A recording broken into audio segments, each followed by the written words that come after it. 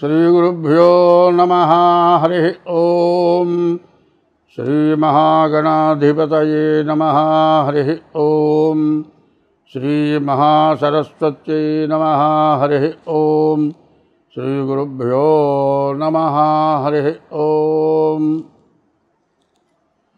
गुरुर्ब्रह्मा गुरुर्विष्णुः गुरुदेवो महेश्वरः गुरु साक्षात् परब्रह्म तस्मै श्री गुरवे नमः। అన్నదానము కన్నా అధిక దానము లేదు, తల్లిదండ్రుల కన్న దైవమేది, సత్యశీలత కన్న జగతీత పంబేది, దయ కంటే ఎక్కువ ధర్మమేది, సుజన సంగతి కన్న చూడలాభంబేది, క్రోధంబు కన్న శత్రుత్వమేది, అంగనామణి కన్న అభినవమణి ఏది, రుణము కంటెను నరునకు రోగమేది, ధరణి అపకీర్తి కంటెను నరకమేది, సర్వదా కీర్తి కంటెను స్వర్గమేది, సర్వలోకాభిరామ శ్రీరంగధామ. 2025 సంవత్సరం మే నెల పక్ష ఫలితాలు. 4వ రాశి కర్కాటక రాశి. ఈ కర్కాటక రాశి చాలా చాలా చాలా బాగుంది. ఎంత బాగుందో చెప్పడానికి అంతులేనంతగా బాగుంది. శుక్రుడు బాగున్నాడు, బుధుడు బాగున్నాడు, రవి బాగున్నాడు, గురువు బాగున్నాడు. మరి చెప్పాలంటే 4 గ్రహాలు అపారమైనటువంటి బలాన్ని ఇచ్చేటువంటి స్థితిలో ఉన్నాయి. కాబట్టి ఈ రాశి వాళ్ళు ఏం చేయాలంటే, శుక్రుడు బాగుంటే ఇల్లు కట్టుకుంటానే బాగుంది, బుధుడు బాగుంటే మరి వ్యాపారం చేయటానికి బాగుంది, రవి బాగుంటే విద్యా ఉద్యోగానికి బాగుంది, విదేశాలకు వెళ్ళే వాళ్ళకి చాలా బాగుంది. అసలు హస్త సాముద్రికలో ఏం చెబుతారంటే, రవి బాగుండకపోతే వాడికి చదువు రాదు, అక్షరం ముక్క రాదు, ఏ ఉద్యోగం చేయలేడు, ఎవరన్నా పెడితే తిని కూర్చుంటాడు. అందువల్ల 9 రాసులు హస్త సాముద్రికలో ఉన్నాయి. ఈ 9 రేఖలు, ఈ 9 రేఖల్లో రవిరేఖ అంటారు. చిటికిన వేలుకి కింద భాగంలో రవిరేఖ అంటారు. ఈ చిటికిన వేలు అది మా ఉంగరపు వేలు. ఈ ఉంగరపు వేలు చాలా విశేషమైంది. ఇది రవిస్థానం అంటారు. ఎప్పుడైనా చూడండి, ఈ వేలుని కనుక ఇట్లా స్పర్శ చేస్తే కొన్ని మంత్రాలతోటి ఇట్లా గనుక కదిలించినట్లయితే నీలో ఉన్నటువంటి మరి లోపల దాగి ఉన్నటువంటి శక్తులు బయటకు వస్తాయి, మంచి జ్ఞానం కలుగుతుంది. అటువంటి రవిస్థానం. రవి అనగా సూర్యుడు. సూర్య భగవానుని మించినటువంటి దైవం లేడు. అందరి దేవతల కంటే కూడా ప్రధానమైన, అందరికీ కనపడేటువంటి దైవం సూర్యుడు. ఈ సూర్యుడు ఎట్లా ఉంటాడంటే, ఒక సూర్యుండు సమస్త జీవులకు తానొక్కడైతో చుపోలిక, ఏ దేముడు సర్వకాలము మహాలీలన్ నిజోత్పన్న జన్యకతంబంబుల హృత్సరోరుహములన్ నానా విధానూన రూపకుడై ఒప్పుచుయుండు అట్టి హరినే ప్రార్థించు సిద్ధుండనై అన్నారు. ఈ సూర్య భగవానుడు కనపడకపోతే బతకలేము. ఈ సూర్య భగవానుడు పూర్తిగా విజృంభించి వేడిని చూపిస్తే మనం బతకలేము. ఈ సూర్య భగవానుడు లేకపోతే ఏమీ లేదు. మరి ఈ సూర్యుడు ప్రపంచ దేశాలన్నింటిలోకి కూడా సూర్యుడు ఒక్కడే కనబడుతున్నాడు. కానీ మా అమెరికాకు సూర్యుడు, రష్యాకు సూర్యుడు, ఇండియాకు సూర్యుడు ఇట్లా ఏం లేడు. అటువంటి సూర్యుడే భగవంతుడు అన్నాడు. ఆ సూర్యుడు ఎవరు? ఈ భగవంతుడు ఎవరంటే, ఒక్కొక్క మతానికి ఒక్కొక్క పేరు పెట్టుకున్నారు. ఎన్ని పేర్లు పెట్టుకున్నా, ఎన్ని మతాలు వచ్చినా, అన్ని మతాలు ఏం చేస్తూ ఉన్నాయి? ఎప్పుడూ కూడా ఈ మతాలన్నీ కూడా ఏం చేస్తూ ఉన్నాయి అంటే, సూర్యుని చేసి చంద్రుడు చూసే పండుగలు చేస్తున్నాయి, సూర్యునే దేవతగా పూజిస్తున్నాయి. కాబట్టి అటువంటి సూర్యుడు ఈ రాశి వాళ్ళకి, కర్కాటక రాశి వాళ్ళకి ఏకాదశిలో ఉన్నాడు. ఈ ఏకాదశిలో ఉన్న సూర్యుడు మీకు బాగా ఉపయోగపడతాడు. శని 9వ లక్ష్మీ స్థానంలో, శుక్రుడు లక్ష్మీ స్థానంలో, బుధుడు వ్యాపార స్థానంలో చాలా మంచి స్థానాల్లో ఉన్నారు కాబట్టి మీకు ఈ సంవత్సరం ఎంతో చాలా బాగుంది.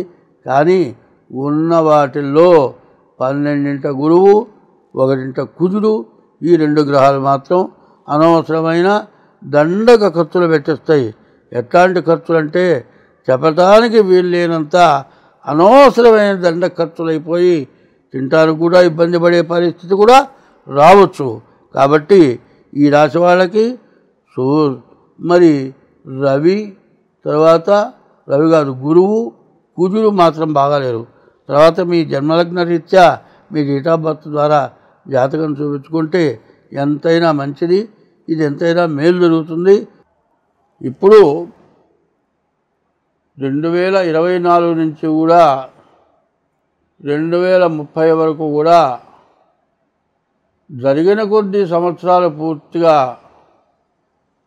మనందరినీ కష్టాల్లోకి పంపించేటువంటి సంవత్సరాలు. కష్టాలు అంటే 8 రకాలు చెప్పారు. అష్ట కష్టాలు అంటారు.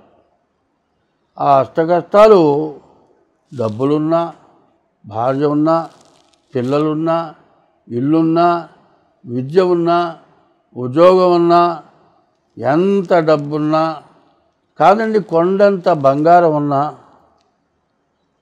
కొండంత బంగారం కొండ మీద కూర్చుంటే తినటానికి ఏమన్నా అన్నం వస్తుందా? అన్నం తిన్నంత బంగారం ఏమైనా తినగలుగుతాడా? తిని అరిగించుకోగలుగుతాడా? కాబట్టి కష్ట సమయాలు ఇవి. ఇప్పుడు జరుగుతున్నది అందరికీ కూడా తెలుసు. ఉగ్రవాదుల యొక్క బాధతోటి సరిగా చెప్పాలంటే ఎవ్వరూ ఓర్చుకోలేనటువంటి, కనీసం హిందూ దేశంలో ఉన్నటువంటి ముస్లిమ్స్ కూడా ఇది తప్పు, దీనికి తగినటువంటి ప్రాయశ్చిత్తం జరగాల్సిందే అని కోరుకుంటున్నటువంటి మహోన్నతమైనటువంటి సమయం. ఈ సమయం ప్రతీకారం తీర్చుకుంటామంటాం కాదు కావాల్సింది. మొన్న ఒక అమ్మాయి అక్కడ భర్తని చంపారు. అతను కూడా మిలిటరీ మ్యానే. భర్త చచ్చిపోయినందుకు, తనకు భర్త లేనందుకు కాదు, శాంతి కావాలని కోరుకుంది. ప్రతీకారం తీర్చుకోమని కోరుకోలే. అంటే ప్రతీకారం తీర్చుకోకుండా ఇట్లాంటి వాళ్ళని బాగా ప్రోద్బలం చేస్తావా అంటారేమో. అది మనం ప్రోద్బలం చేస్తే అయ్యేది కాదు. ప్రోద్బలం చేస్తే ప్రతివాడు కూడా అటువంటి పని చేయడానికి ఇష్టపడడు. అది కాలచక్రం. ఈ కాలచక్రం ఇదే కాల సర్పం అన్నారు. కాలమే సర్పమే కాటేస్తుంది. ఎవడు చేసిన కర్మ వాడు అనుభవించక తప్పదు. కాబట్టి ఇప్పుడు జరిగిన దానికి మరి దాదాపు 40 మంది జనాలను చంపారు. దాని గురించి అందరం కూడా చాలా బాధపడుతున్నాం. కానీ ఇట్లా ఎందుకు జరిగింది? ఈ జరగటానికి సమస్య ఏమిటి? సమస్య కాదు కావాల్సింది. ఏదైనా కావాల్సింది అడగటం, తీసుకోవటం ధర్మం. అట్లా కాకుండా దురాగతంగా చేయటం అంతకంటే అధర్మం. అది కూడా కాదండి. ఇట్లా జరగడానికి అవకాశం ఏంటంటే, ఒకటి చెప్పారు భాగవతంలో, కర్మమున పుట్టు జంతువు కర్మములను వృద్ధి పొందు కర్మమును చెడున్ కర్మమే జనులకు దేవత కర్మమే సుఖ దుఃఖములకు కారణం అధిప అన్నారు. మన తెలుగుదేశం, ఇదుడికి ఆంధ్రదేశం అన్నారు, ఆంధ్రప్రదేశ్ అన్నారు, కాదు ఇప్పుడు తెలంగాణ అన్నారు. ఈ తెలంగాణలో బమ్మెరలో జన్మించినటువంటి మరి మరో వ్యాసుడు, నూతన వ్యాసుడు, వ్యాసుడు కంటే ఇంకా గొప్పవాడని చెప్పుకోవాలి. ఆయన పద్యం రాశాడు. కర్మమున బుట్టు జంతువు కర్మములను వృద్ధి పొందు కర్మముల కర్మమే జనులకు దేవత కర్మమే సుఖ దుఃఖములకు కారణం అధిప అని రాశారు. వ్యాసుడు రాసిన దానికంటే కూడా ఇంకా విశేషమైన స్థితిలో భాగవతాన్ని మరి ఆ బొమ్మర పోతనామాత్రుల వారు రచించారు. తర్వాత ఇప్పుడున్నటువంటి బాధ శాంతి. ఈ శాంతి ఎట్లా వస్తుంది? శాంతి మనం కోరుకుంటే భగవంతుడు ఏది చేయాలో అది చేస్తాడు. భగవంతుడు ఇప్పుడు ఏది అవసరమో అది ఇస్తాడు ఖచ్చితంగా.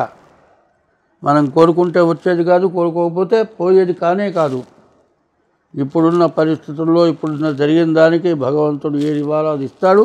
అది ఎట్లా వస్తుందో నేను ఒక్క పద్యంలో చెబుతాను. అన్నదానము కన్నా అధిక దానము లేదు, అన్నదానాన్ని మించిన దానం లేదు. తల్లిదండ్రుల కన్నా దైవమేది, తల్లిదండ్రుల కంటే మించిన దైవం లేరు. సత్య శీలత కన్నా జగతి తపంబేది. సత్యం పలకటం, శీలత అనగా పరస్త్రీ వ్యామోహం. పర అనేది ఏదైనా సరే మనది కాని దానికి వ్యామోహించడం. సత్యశీలత కన్నా సత్యానికి అబద్ధం ఆడకుండా ఉండటం, ఇంకో దానికి ఆశపడకపోవటం. సత్యశీలత కన్నా జగతి తపంబేది. దయ కంటే ఎక్కువ ధర్మమే. దయ ఎట్లా ఉంటుంది? నీ దగ్గర 100 రూపాయలు జేబులో ఉన్నాయి, తిరిగి ఇంటికి వెళ్ళాలంటే ఆటో ఛార్జీ కావాలి. ఒక మనిషి 3 రోజుల నుంచి అన్నం లేక పడిపోయినాడు. వాడి ప్రాణం నిలబెట్టాలంటే ఆ 100 రూపాయలు ఖర్చు పెట్టి ఒక సిలైనో ఏదో ఎక్కిస్తే వాడు బతికి బయటపడతాడు. నీవు నడిచి ఇంటికి వెళ్ళినా తప్పులేదు, కానీ ప్రాణం పోయేవాడిని రక్షించడం దయ. దయ కంటే ఎక్కువ ధర్మమేది. సుజన సంగతి కన్నా చూడ లాభం బేది. మంచిని చూడటం కంటే మించినటువంటిది ఇంకోటి లేదు. ఏదైతే మంచి, ఇప్పుడు మనం చెప్పుకున్నాం, ప్రాణాపాయ స్థితిలో ఉన్నాడు, 3 రోజుల నుంచి ఆహారం లేదు, వాడు చచ్చిపోతాడు. వాడు బతకాలంటే మనకి తర్వాత రేపటి రోజు మన సంగతి ఏమన్నా కానీ ఇంటికి పోయే లోపల మనం ఏమన్నా కానీ ముందు ఆ మనిషిని బతికిద్దామని ఆ 100 రూపాయలు ఖర్చు పెట్టి ఆ శిలైనెక్కిచ్చి మరి ఆ జీవిని రక్షించడం, అది సత్యశీలత కన్నా జగతి తపంబేది. దయ, అటువంటి దయ కంటే ఇప్పుడు ఆ మనిషిని బతికించడం దయ కంటే ఎక్కువ ధర్మమేది. సుజన సంగతి కన్నా చూడ లాభం వేది. ఒక దేవాలయం కట్టినా, ఒక వివాహం జరిగినా, ఒక మంచిది ఏదైనా కార్యక్రమం జరిగినా, ఒక యజ్ఞం జరిగినా, దానికంటే చూస్తే వచ్చే లాభం ఇంకోటి లేదుట. సుజన సంగతి కన్నా చూడ లాభం వేది. క్రోధము కన్నా శత్రుత్వమేది. ఇప్పుడు జరిగిన దానికి తిరిగి క్రోధంతో మళ్ళీ దాన్ని బాకీ తీర్చుకుందామనే క్రోధం అనేది శత్రుత్వం. అటువంటి శత్రుత్వం కంటే ఇంకోటి లేనే లేదు. క్రోధంబు కన్నా శత్రుత్వమేది. అంగనామణి కన్నా అభినవ మణి ఏది. అంగనామణి ఆడమనిషి కంటే వేరే మణి లేదుట. ఒక్కదానికి ఒప్పుకుంటున్నా నేను. వాళ్ళు మగవాళ్ళందరినీ చంపినా ఆడమనిషి జోలికి పోలేదు. అంగనామణి కన్నా అభినవ మణి ఏది. రుణము కంటేను నరునకు రోగమేది. రుణం కంటే రోగం కొట్టలేదు. 24 గంటలు వాడు అడిగిన దానికి బాధ, తేలకపోయినందుకు బాధ, బాకీ తీర్చలేనందుకు బాధ. ఈ బాధతో వ్యాధి.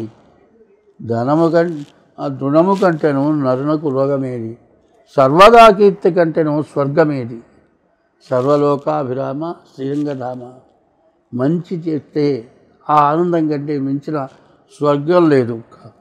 కాబట్టి ఇటువంటి ధర్మం ఉండాలి అంటే ముందు అందరూ అన్నదానం చేయండి. అన్నదానాన్ని మించినటువంటి శాంతి లేదు.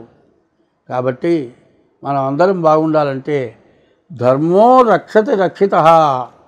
ధర్మో రక్షతి రక్షితః. ధర్మాన్ని నువ్వు రక్షిస్తే నిన్ను ఆ ధర్మం రక్షిస్తుంది. ధర్మో రక్షతి రక్షితః. మరి ధర్మస్య జయోస్తు. ధర్మం ఎప్పుడు జయిస్తుంది. అధర్మస్య నాశోస్తు. అధర్మము ఎప్పుడు నాశనం చేస్తుంది. ప్రాణిషు సద్భావనాస్తు. ప్రతి జీవరాశిని కూడా హింసించకుండా దాన్ని రక్షించటమే ప్రాణిషు సద్భావనాస్తు. ప్రాణిషు సద్భావనాస్తు. విశ్వస్య కళ్యాణమస్తు. విశ్వం, ప్రపంచం మొత్తం ఆనందంతో తూగిపోతుంది. విశ్వస్య కళ్యాణమస్తు. విశ్వస్య కళ్యాణమస్తు. స్వస్తి.